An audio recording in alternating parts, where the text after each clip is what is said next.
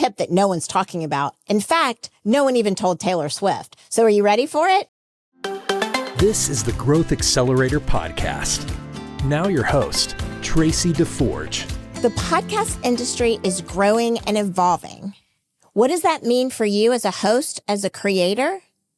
Well, it does not mean that you have to jump on every trend that's happening, but it does mean that you need to pay attention to some very specific areas so that your show can grow as rapidly as the industry. In today's episode, you're going to hear some insights from my recent interview on Aqua Talks, and we're going to talk all about how important the short form is to your podcast strategy to make sure that people are finding your show, because that is the new listener viewer entry point. If you've been wondering what YouTube has been doing for your podcast and the real truth about monetizing your audience at any size. Let's get started. One of the questions I get asked most frequently is, do I need video? Well, the answer is yes, you do need video. But more importantly, you need a very strategic plan when integrating video into your podcast strategy. Here's how I explained it on Aqua Talks. Can we talk a little bit about how the pros and cons of integration of video into podcasts? Right now, having a video component is really important to grow your audience. So you don't want to just jump right into video only, because the use of audio is, in a lot of cases, it is getting anywhere from 2 times to 10 times more downloads for the podcast. But because of YouTube and because of the algorithms, and quite honestly, we feel like in the industry, we like to say that they did a really, Google did a really great job of a well-launched PR campaign to really thrust the concept of video podcasting into the space. And as a result of that, everyone kind of went like, oh, we've got to have video, we've got to have video. And you don't necessarily have to have full length video, but you do need it for the YouTube shorts, for the content repurposing, for the reels, for the audience growth. And then if budget allows, of course, it is always great to have video, long form and short form. And in addition to that, I think it's also just important to really understand like what the objective is for your business, for your growth strategy, and layer that into it. So like I said, there is no black and white clean cut answer, but there is certain strategies that you want to take into consideration. Here's a tip that no one's talking about. In fact, no one even told Taylor Swift. So are you ready for it? When you are a host and you are hosting an audio and a video podcast, one of the most overlooked skill sets that you need to adopt, and remember this because it's very important, is that when you are recording in video, you want to always remember that your audience who's listening to the audio version of your podcast can't see what you're talking about. So how does this connect to Taylor Swift? Well, I ask you, did you watch the Kelsey Brothers podcast when Taylor was interviewed, or did you listen to it? Because I listened to it before I watched it, and she had a big miss.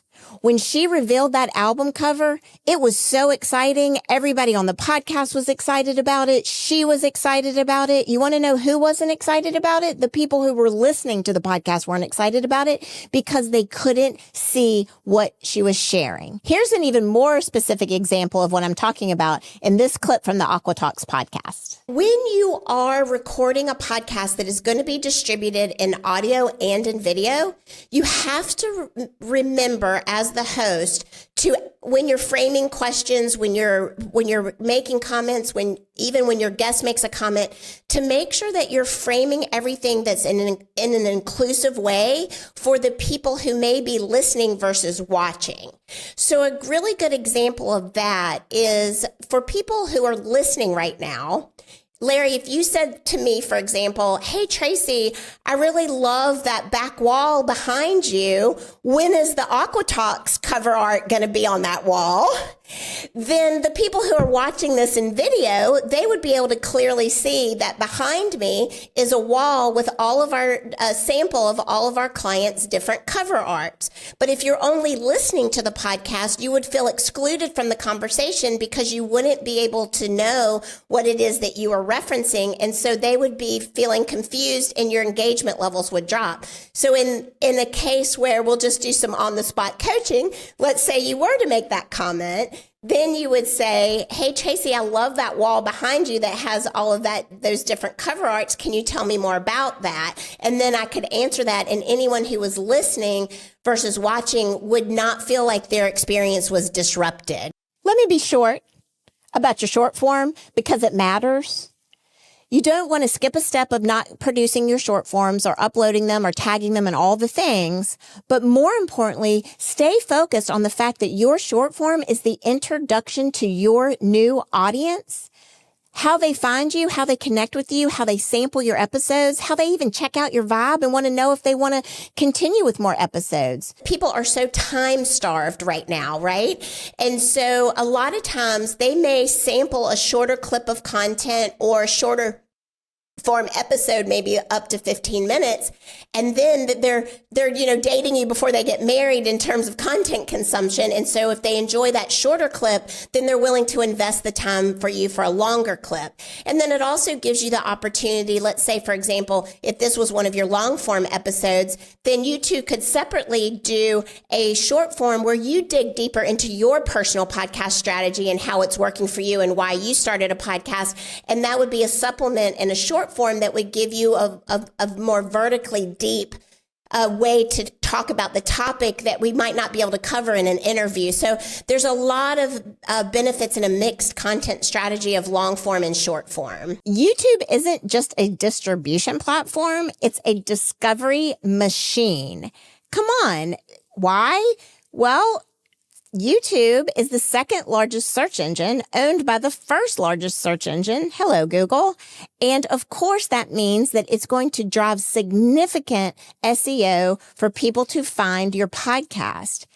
And bonus tip, if you're using the vertical short clips on YouTube, then you have an even larger chance in being able to drive new traffic to your channel. Why are YouTube clips so important? YouTube clips are really important for brand awareness and discovery. In fact, we have several clients, and one of them is in the travel and destination space. It's called the Luxury Traveler Podcast. And the host, Rodney George, is just he's based in Florida, and he's just a big traveler, and he uses his podcast to drive traffic back to his luxury travel agency.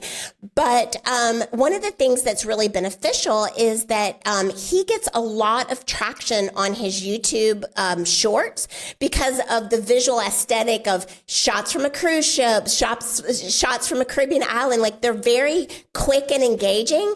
And then, of course, we have a strategy on the back end where when you upload those video shorts, that they connect to the long form episode of where that content originated from. So it's both a growth strategy for his business and his podcast, but it's also a way for people to really get a high energy burst of sampling of what the overall long form content will be. And that the algorithms on all the social media platforms right now are loving video. So we can thank TikTok for that, but TikTok, Reels, Stories, Shorts, LinkedIn right now is really favoring thought leadership video clips. So it's really just something that you don't really want to go against. You want to go with that tide. One of the biggest myths in podcasting is that you have to have large audience numbers to monetize. Well, I'm here to tell you that that is not true.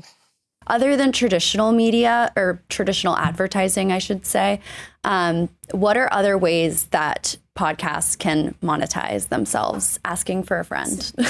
Yes, so this is probably one of my all-time favorite questions, so I'm really glad you asked. And there's a lot of myths around the fact that if you don't have 10,000 downloads or more per episode, that you can't monetize through brands placing ads in your podcast. And I just want to use this moment and this time to say that is absolutely not true. We are seeing a tremendous amount of success with audiences with as few as 300 downloads per episode. Very specifically, we have an attorney who is not only is it niche to the type of attorney, she's a divorce attorney. She targets women going through divorce, so that further niches her down. And she's geographically licensed to the Wisconsin area. So we're talking about niche, and niche again. And she is able to monetize her show through having what we refer to at Produce Your Podcast as the arena right sponsorship. So if you think about, and I think you guys are using this so effectively with your podcast, saying that the podcast is powered by, so it doesn't disrupt the integrity of the content, but it allows a brand to come in and be affiliated with the type of content that you're producing and align themselves with your audience. So monetization for sponsorship on audiences that are 9,999 or less, which let's face it, that is like 99% of the podcasts out there. You just have to get past the fact that what's called the cost per thousand model just doesn't apply in terms of smaller audiences. When you are looking at a smaller audience that's really highly engaged and very niche specific, like yourselves and like the podcast I mentioned, it's important to include the visibility for that sponsor across the board. So you want to include them in your podcast, but you also want to include them in your social media, in those clips that you're doing, in the show notes, summary notes, giving them a broader exposure to the brand. Having access to your audience is really ultimately what they're looking for, but doing it in a way that shows integrity both for your brand, their brand, and your audience. Before we wrap up, there's one perspective from my conversation with Larry and Maddie that I really want to emphasize. And I'm just going to leave that right here. A lot of people can get discouraged because they hear these really big numbers like Joe Rogan has millions of followers and this show has millions of followers. But you need to take into consideration that there's a big difference between a lifestyle podcast, which is an entertainment driven, the David Duchovny podcast, the Joe Rogan podcast, some of the political podcasts, like those have a much broader audience appeal in terms of types of possibilities to reach millions of people. And most often, Joe Rogan included, they show up to the microphone with an already existing audience of millions of people that they just have to flip a switch, literally, and those people are going to consume their podcast. Business to business podcasting has a different strategy. The audiences are typically smaller, and absolutely that's okay, because normally you're using the podcast for lead generation, visibility, and for sales to increase your bottom line. And if you're talking to the right people frequently enough and consistently enough with really good quality production and good content, then you don't need hundreds of millions of people to convert to a client for your business. And I think that is one of the biggest misnomers is I'm only getting 1,000 downloads per episode. Well, you have to put that in perspective. When was the last time that once a month, once a week, or twice a month that you stood in front of a live audience of 1,000 people every month or every week? It rarely can happen, right? So being able to just get your mindset around your metrics is probably one of the most important things I hope people take away from this podcast, is that your success is not defined by the number of audience downloads you have. Your success is defined by the amount of people that engage and engage with your podcast and build a brand alongside you and with you and want to continue the conversation with you after the podcast. Yes, podcasting is changing and growing, and that means more opportunities for you. So let's do the takeaways. Video is a yes. Use it strategically. YouTube Shorts, short form content will be the gateway to drive new audience to your channel and to your long form content. Leverage YouTube for the discovery platform that it is. And don't get hung up on your audience numbers when you start thinking about monetization. If you're ready to take the next step and integrate some of these strategies inside your show, my team and I would love to support you. The easiest way to make that happen is to go to produceyourpodcast.com, check out our resources, check out some of the samples of the shows where we've integrated these strategies, but more importantly, connect with us. Let us know how we can be there for you and help you grow your show. Congratulations! You're on your way to turning your business or company's podcast into a thriving lead generation and marketing force. Connect with us and schedule a meeting with our team at produceyourpodcast.com. Launch or grow your podcast and start generating more visibility, leads, and sales for your business today. Let's get started.